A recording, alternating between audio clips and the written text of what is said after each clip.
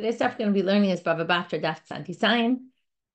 We're going to continue our discussion of temed, which was this mixture that they would take the dregs of the wine after they had already made wine with it, and then they would try to turn it into a juice. They would put water in it, and the question is that juice considered wine or not? Now, we ended with this. Let's just actually review. We saw a Braita that talked about, among other things, the Shimrei Yayim, which is this temed, and said you make a shahakol, and the Acherim said no, you make a borei preagafen. To which Rav and Rav Yosef both ruled against the borei preagafen option and say, really, you only make a shahakol on them. And then Rav said, let me tell you exactly what they're arguing about. And then he went into this. You put in 3 cups of water and on top of the dregs, and 3 cups of water comes out for sure. That's not called wine because really can't be enough of the juice in there. If you put in 3 cups and you end up with 4 cups of liquid, that means the dregs created a whole cup. Everyone agrees that's for sure borei preagafen. The question is if you had 3 of water went in and then 3.5 came out. And I want to explain it a little better because I worked a little after class to understand it a little bit better what the concept is here. The assumption is, and now it seems obvious to me, just I didn't really get it when I was teaching it, is that the dregs absorb some of the water and then spit out juice. So it's possible that the dregs absorbed a 1/2 cup of the water and then spit out an entire cup of juice. Because if we have an extra 1/2 cup of water, then at least one side of the argument is, remember, that's exactly the case they debate, that perhaps the dregs absorbed 1/2 cup of water. So the water that now came out would actually be a whole cup because we have an additional 1/2 cup. One is the replacement of the other 1/2 cup with wine, and the other is the additional 1/2 cup with wine. That would create 1 full cup against 2.5 cups of water, which would be a good combination to call this wine. And the other opinion of the rabbis is, no, this is still not called wine. We don't assume that a 1/2 cup was absorbed by the dregs. So now the Gemara says, wait a minute. According to Rava, they argue at 3.5, right? When it goes in as 3 and it comes out more, 3.5.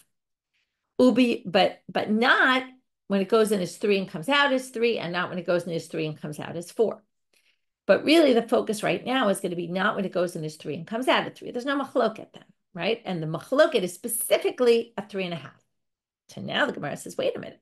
Who says they argue when it's more, when it's 3.5 comes out more than what you put in? The Hadran, doesn't it say in the Mishnah about a different issue? And the issue here is maaser.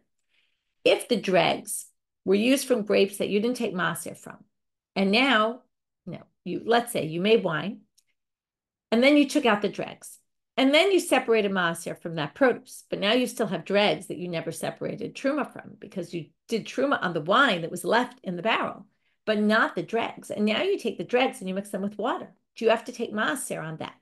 Now the criteria are a little bit different here, but that we're going to see that the assumption is that we're going to have a machloket here, and let's just read it. Hamitamed v'natan mayim b'mida umatza kidei midato patul v'Rabbi Yehuda mechayev.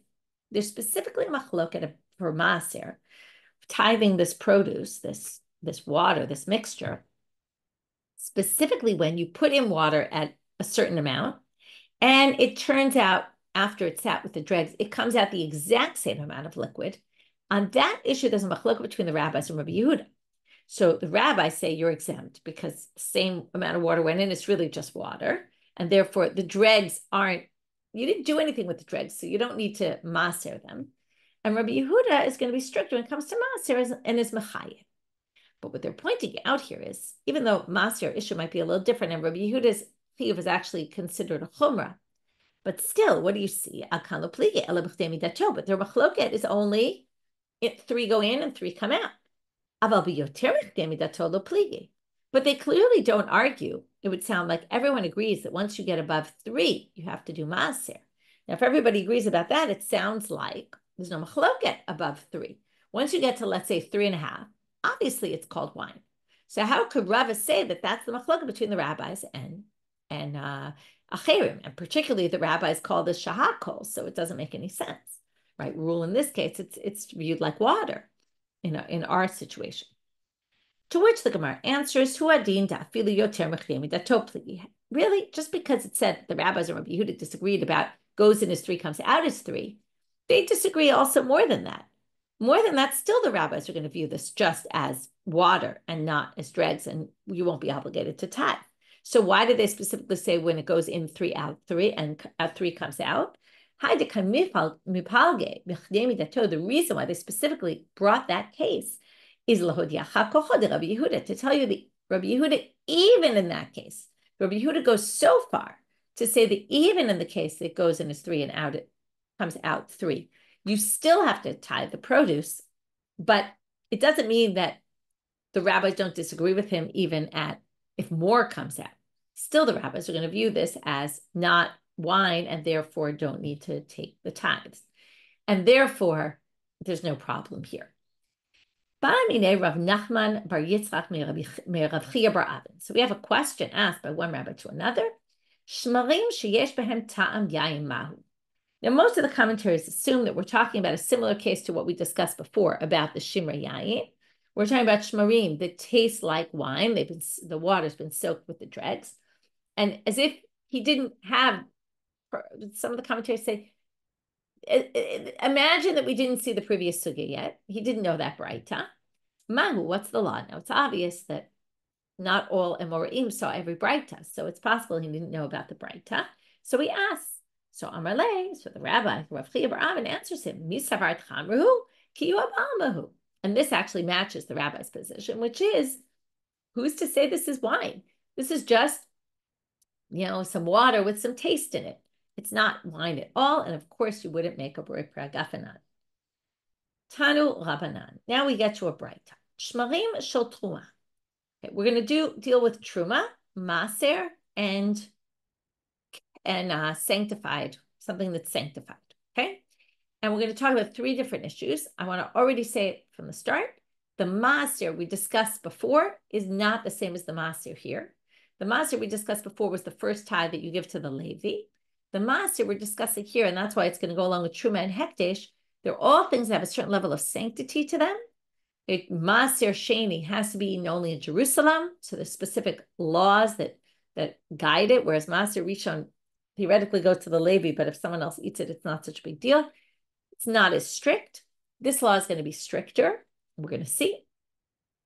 This is because there's a certain level of sanctity to them. So the truma can only be eaten by a kohen. We have to be very strict with it. Someone who eats it who's not a kohen will get killed. Hekdesh, sacrificial items, can only be eaten by certain people, depending on what kind of sacrificial item it is, and only in certain places, either in Jerusalem, only in the temple, depends what it is, depends on the level of sanctity. And there's all sorts of stringencies. And as we said, maaser sheni has to be brought to Jerusalem to eat. So now we're going to talk about shmarim shel truma. And we mean, again, if you use these dregs to make a juice out of them or a liquid, rishon v'sheni asul. This is going to sound a little bit like rishon and sheni of truma and tara and all that. And we have the same gradations there, where truma is more strict than chulin, than regular things. And hekdesh is more strict than truma, if you remember. By regular things, it goes rishon and sheni. After that, it doesn't pass on impurity anymore. Truma goes to a shlishi, and hekdesh goes to a revi'i. Here, we're going to have things also going levels. It's not the same kind of levels, but there's the same distinctions between them. So let's see. The first time you soak a mixture in the dregs, and you use them for wine, now you're left with dregs, and you put some water on the dregs. Visheni, and you do it a second time. Asur, both the first and the second mixture of water with the dregs is going to be considered truma. Now, this is a stringency for truma, even though we might not call it wine. The truma is still there because we're going to be very strict when it comes to truma and try to, since there's a death penalty for someone who eats truma who's not a kohen, we want to keep people far away. Ushlishi mutar, but the third time, and this is why it's different from truma, where there is a shlishi and truma, here the third time it's not going to already be permitted. It's already too diluted. Rabbi Meir says even the third level, it doesn't matter how many times we removed it. It sounds a little bit like Shabbat also, kli rishon, kli sheni, kli shlishi. He says as long as you taste the wine, it'll be a problem, even if it's already the third time. Obviously, if it doesn't taste like wine, then no. Or if you taste the dregs in the water, right? If it's not that diluted that you can taste it. B'shel maaser, topic number 2 in this Braita, if it's maaser, rishon asul, sheni mutar. The first water mixed with these dregs, if it was maaser, sheni, dregs, then you're going to have to eat that in Jerusalem.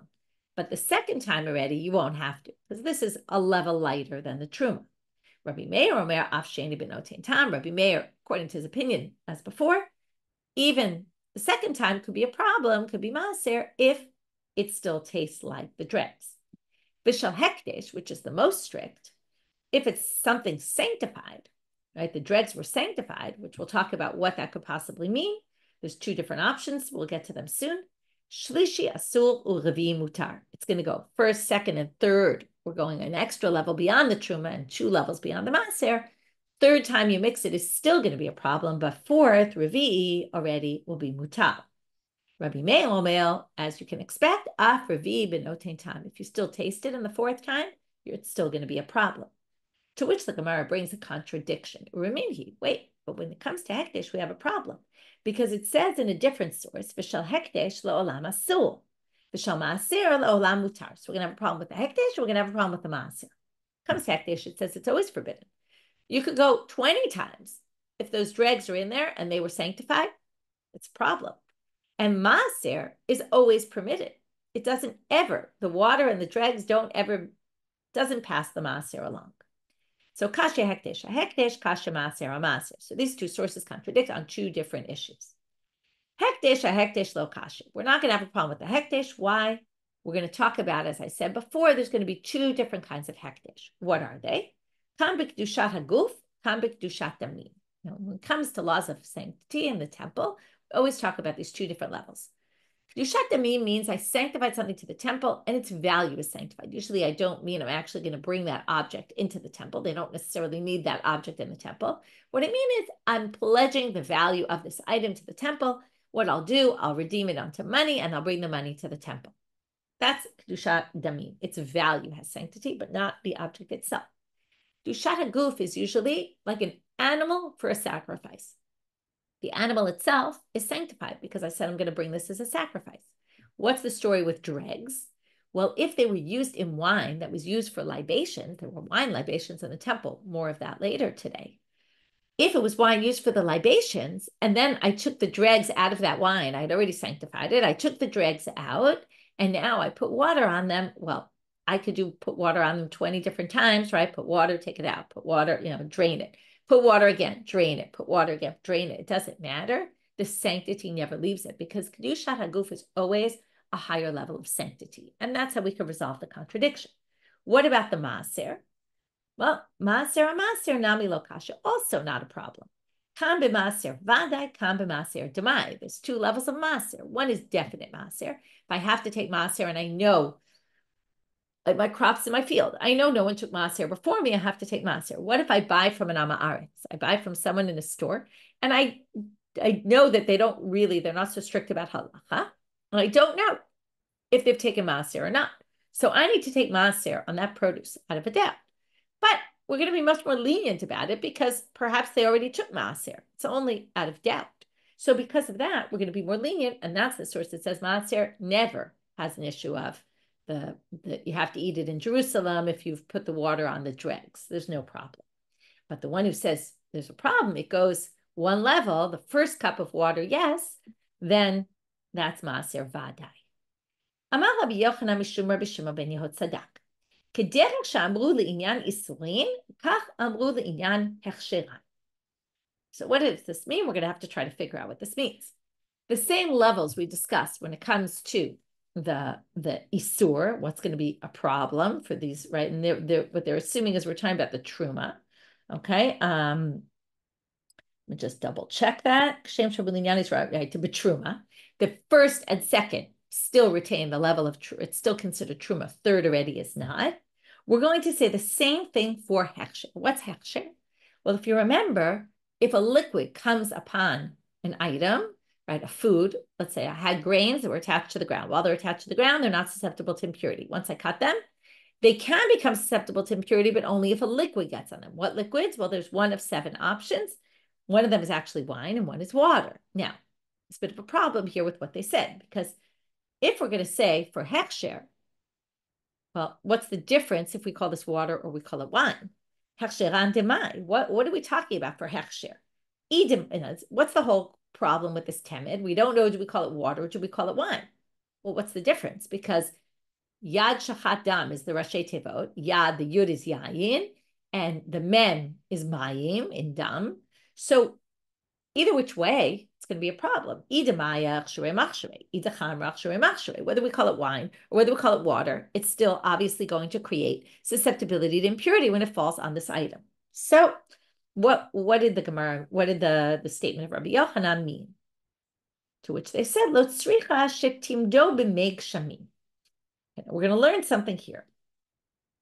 Whenever we talked about recently about hechsher the kabel truma, and we talked about rainwater. And when rainwater falls on something, only if I intended for it to fall on it will it become susceptible to impurity, or I wanted the water to be there. Otherwise, rain is not actually, doesn't create susceptibility to impurity. Now, this is unique specifically for water. The issue of, did I think about it? Now, the pasuk says, Ki utan mayim al zera, when the water goes on the zera. And from there, they learn you have to have wanted the water to go on. If it just rained and you didn't want the rain on the crops or on the vessel that was in, that's when we had it last time, then the water is not relevant. It doesn't create susceptibility to impurity. But wine would in that way. If wine spilled on something, even if you didn't want it, it would create susceptibility to impurity. Why is that? Because water is sometimes useful and sometimes not, right? Water comes from the sky all the time. It's not necessarily a drink, right? Whereas water that I put on intentionally or rainwater that I wanted counts as something intentional. Wine already on its own is an intentional drink. It's significant. So that's what we're going to say is the issue, which is if timdo b'meig shamim, if the water fell from the rain onto the dregs, I didn't intend it to fall on it.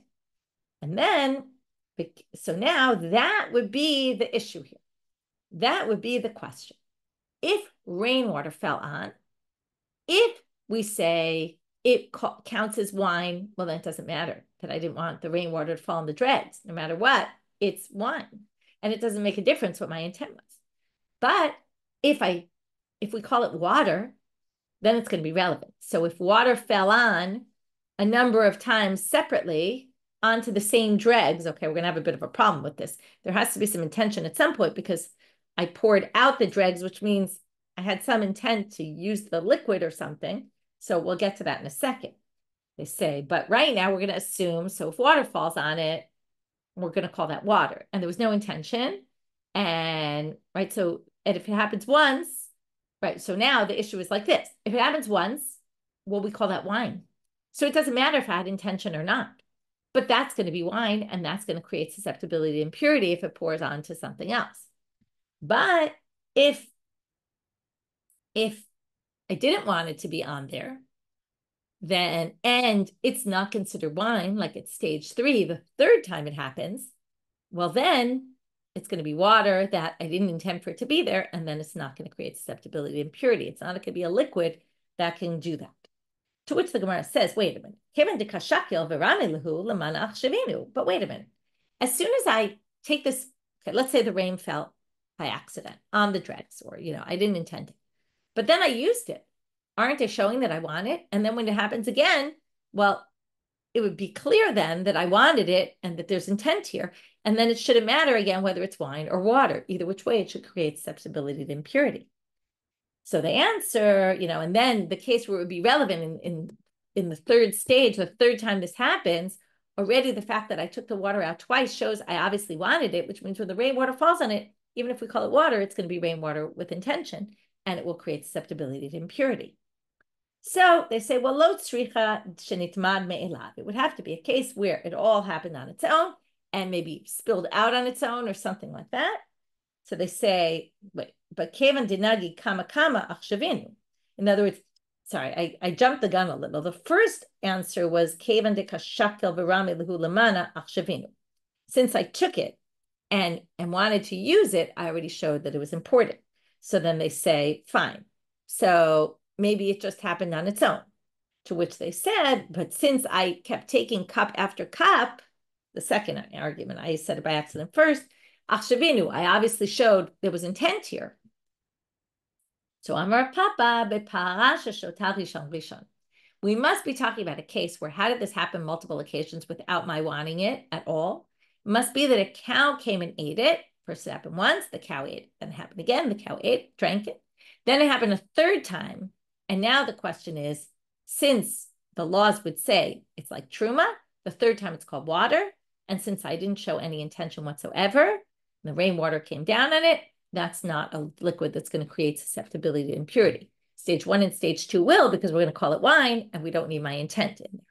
So that, in the end, is the way they explain that complicated sentence.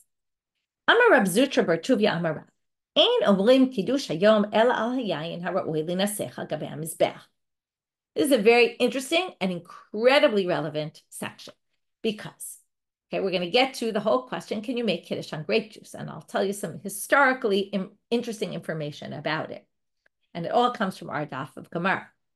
So Rav Zutra bar Tuvia says in the name of Rav, you can only make kiddush on something that can be used for the wine libations. We were talking about the wine libations before with the kiddush on the goof. So from here we get off to this. So what kind of wine are we trying to exclude? And now we're going to have a whole bunch of rejected options.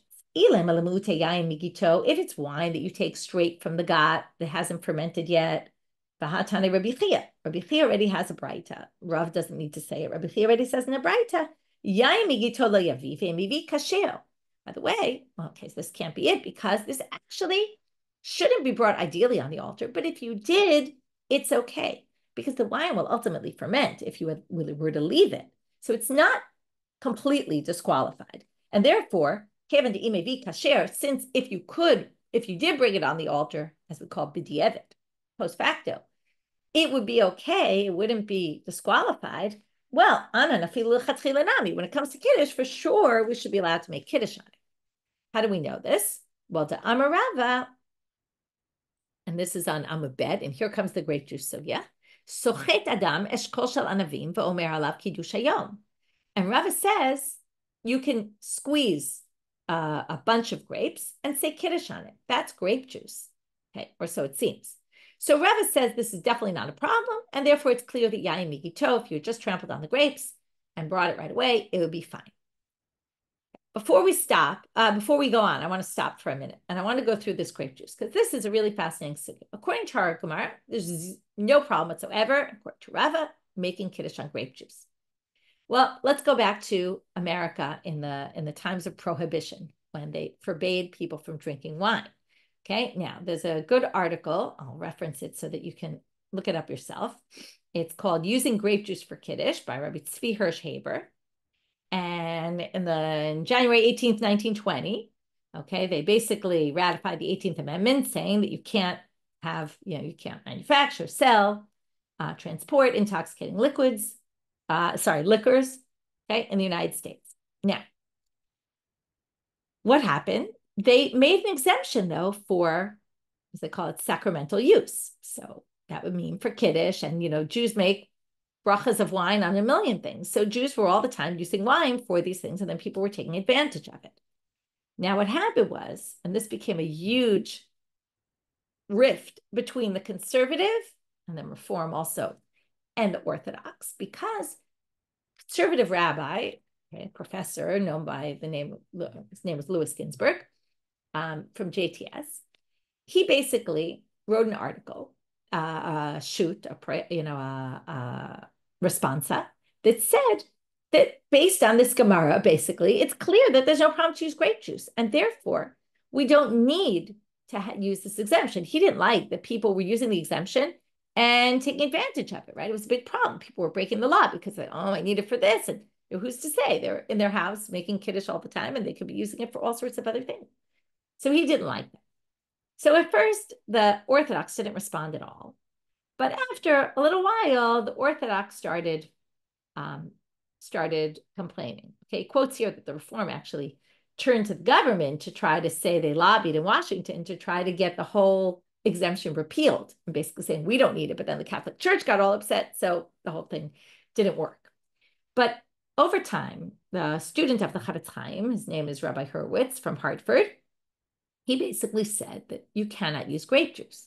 Now, very interesting, right? What he obviously was going against, okay, was the conservative movement. And not only, and the conservative and the reform, and not only going against them, because first of all, Orthodox Jews in general don't like to change. People have been making on wine for years. So why should we switch to grape juice, right? In other words, if we have an exemption, let's use the exemption.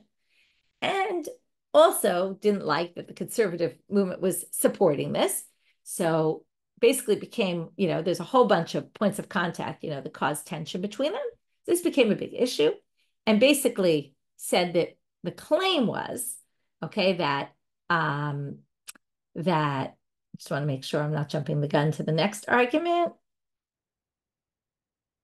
Right. So he already claimed the first argument, which Rav Henkin supported originally and then changed his mind about after finding out some other facts, is that the grape juice that we use is pasteurized. It was boiled in order to preserve it for a long time.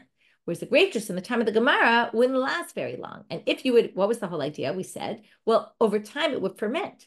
But grape juice, once it's pasteurized, will not ferment. At least so they thought. And based on that said, well, our grape juice is different. Now, Rav Henkin later discovered, after doing some research and speaking to people who were in the field, and understood that actually you could ferment it after it's pasteurized, and therefore changed his mind about it. And many other poskim end up saying that, it really does retain its original character. The pasteurization doesn't really change the whole thing. And therefore, in the end, most of the poskim rule that grape juice is fine. But at the time, this was a huge source of tension and a very interesting topic. I recommend for the reading, you can read the article, you can Google other things on it. Super interesting topic, and it all comes out of our Gemara. Okay, back to our topic. So we're trying to figure out when the statement was made. Okay, let's remind us who made the statement. Rav was quoted by Rav Zutra Bar Tuvia saying, you can only make kiddush on wine that can go on the altar. What kind of wine was he excluded? It wasn't yain migito, because that could go on the altar, as we said, b'diavad, if not ideally, but it could work. And we're going to have a few other examples. If you take the wine at the very top of the vat, which usually has foam on it, which isn't really good, or from the bottom, which has dregs mixed in, that's all. Maybe that's what he's coming to say. Don't make kiddush on that. Well, Hatani Rabbi Yochanan brought a bride that said again, ideally you shouldn't use it on the altar, but if you do, it's okay, which means it should be fine for kiddush as well. Yain kushi, borek, hillstone, shalmartef, shaltzimukim. Okay, these are all different kinds. Okay, kushi is black wine. Borek is white wine. Okay, they're saying it's kind of like bad white wine. Hillstone, which is a very sweet and weak wine. Shalmartef, which means, well, that should be good. It's from the cellar, but it's cellar wine that you didn't check, and it could have been bad.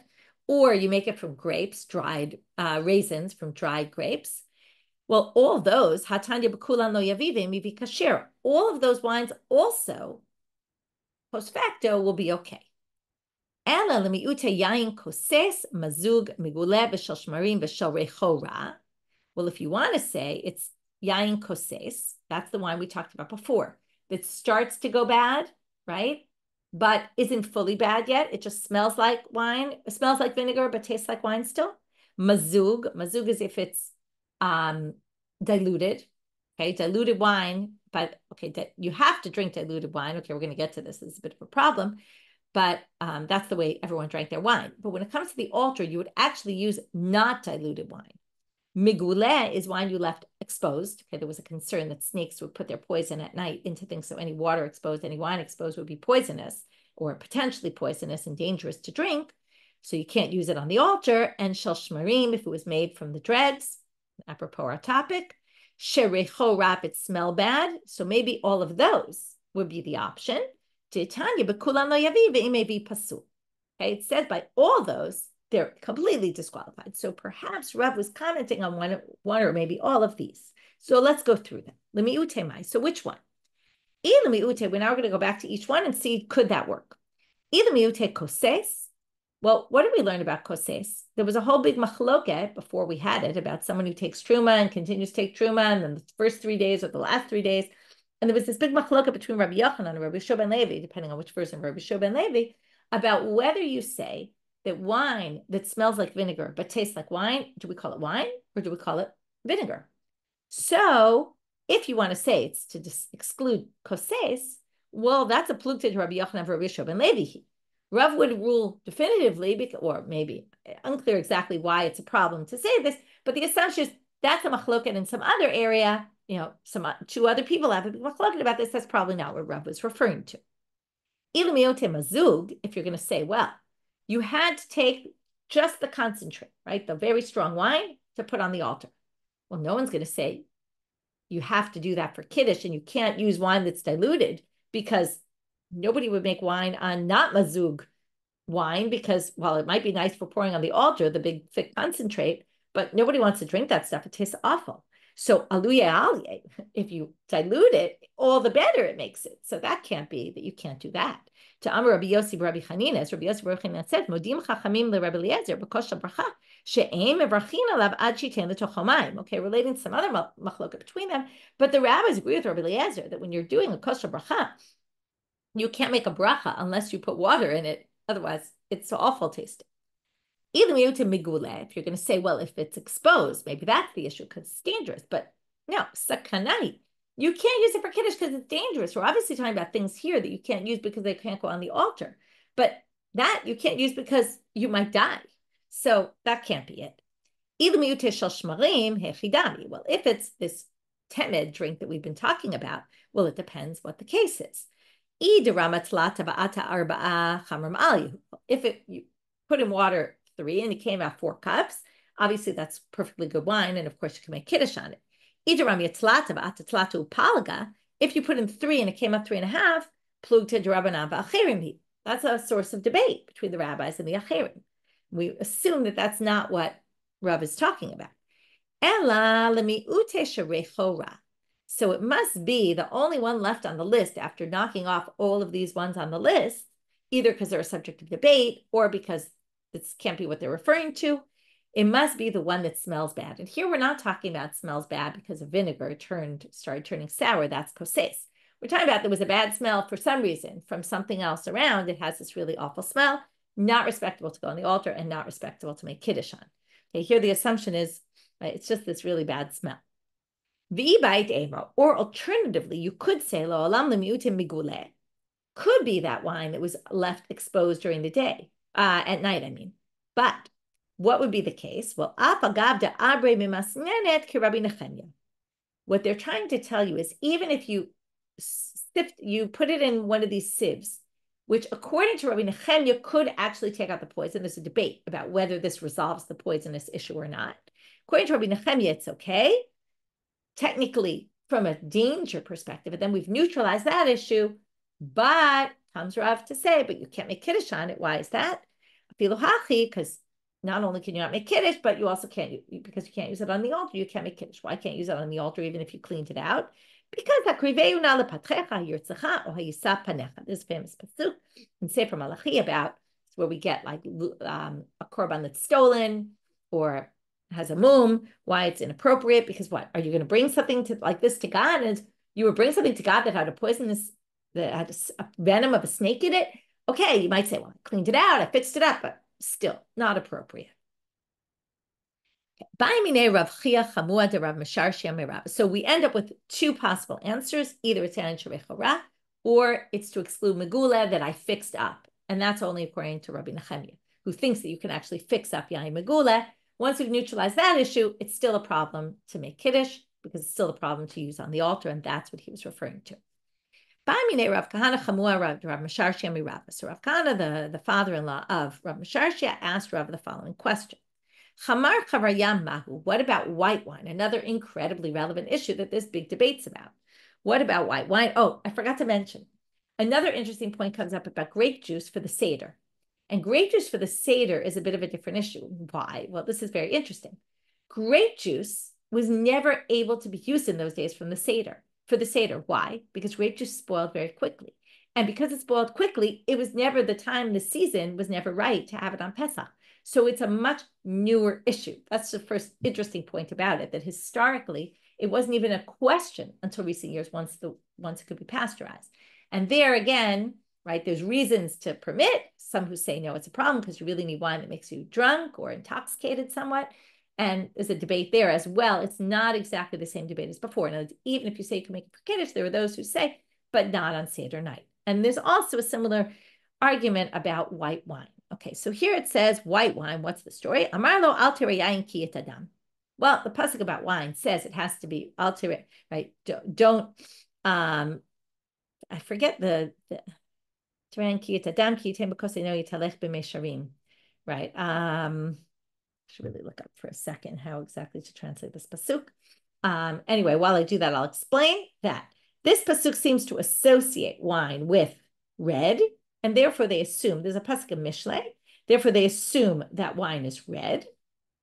However, there's lots of room to say if the white wine is respectful, is good, is better than the red wine, then you can use white wine as well. But again, it's a subject of debate. Sorry, did I say Mishle? No. Yeah, Mishle. Let me just find it. Okay. So anyway, so there's again, like I said before, there's a big, just like the issue of grape juice, but in the end, it's pretty clear that one can use grape juice. There's also this big debate about white wine and whether white wine can be used and whether there's a distinction during the, on the Seder. Anyway, okay, let's open this pasuk, Mishle Kaf Gimel. I forgot exactly the meaning of this pasuk. We also had this, by the way, in Pesachim. Comes up in the sugya. There's a whole bunch of dapim in our Pesachim in the 10th chapter about wine and color of wine and all that. Okay, I'm reading it now in the translation. Do not ogle that red wine as it lends its color to the cup as it flows on smoothly. In the end, right? I thought it was a negative pasuk, right? In the end, it bites like a snake. That's the next one. It spits like basilisk. Okay, and your eyes will see strange sights, your heart will speak distorted things. Okay, meaning you should not, right, altere. That's why I was confused by how they use the word tere. They say do not algo that red wine. Anyway, it's right, the wine sends, right, it's actually funny because they use this it's a very negative pasuk about wine, but they use it to define what is wine that we use for respectful things. So interesting. Back to the whole issue of prohibition and all the exemptions. Okay. Kankanim b'sharon. We're now going to just finish that last line of the Mishnah and then start the next one, and with that, we'll finish for today. The Mishnah had said that if you're in the Sharon area and you're buying jugs, 10 out of 100 could be bad. That's fine. If you're selling, right, you can't complain if you got 10 out of 100 that were bad when you were buying jugs. Tana pitasot are the ones that are broken, naot umegufarot. So they come and say, we're not talking about jugs that have cracks in them. It can't be used at all. We're talking about ones that were nice and fixed up. You seal the inside with something so that they wouldn't drip out. Okay, they're not completely cracked. There's something that, they won't have a long shelf life, but you'll be able to use them right now.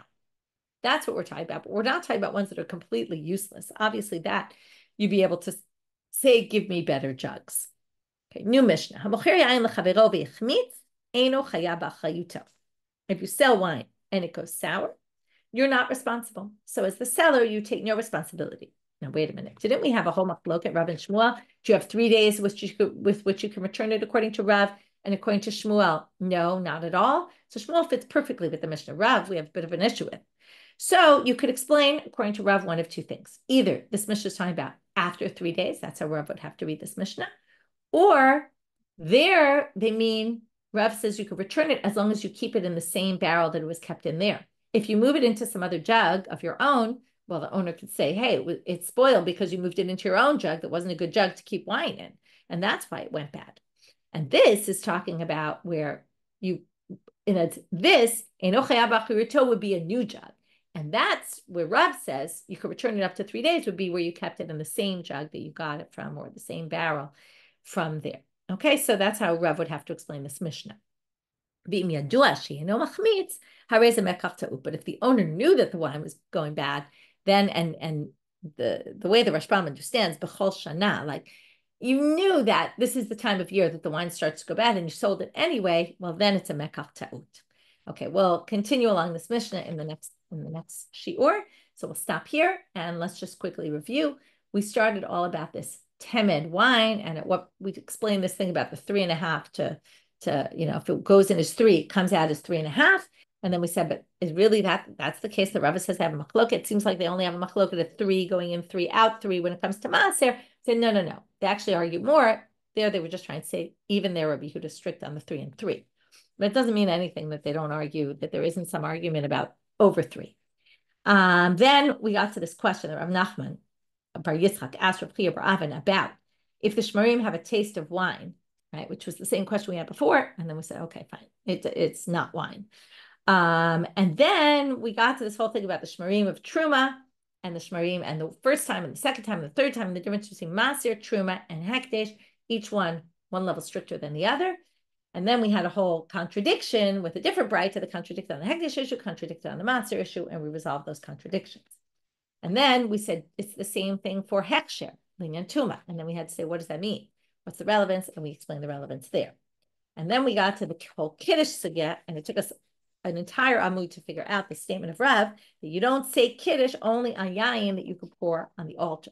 You go for the libations. And then we had to figure out, it took us a long time to figure out which case is he actually excluding. And we perhaps finally ended with 2 possible options, either bad smell or it was left open and there was concern there was poison, but then they put it in a sieve and got the poison out, according to those at least who hold that you can actually do such a thing. And then we had a question, what about using white wine? Can you use white wine?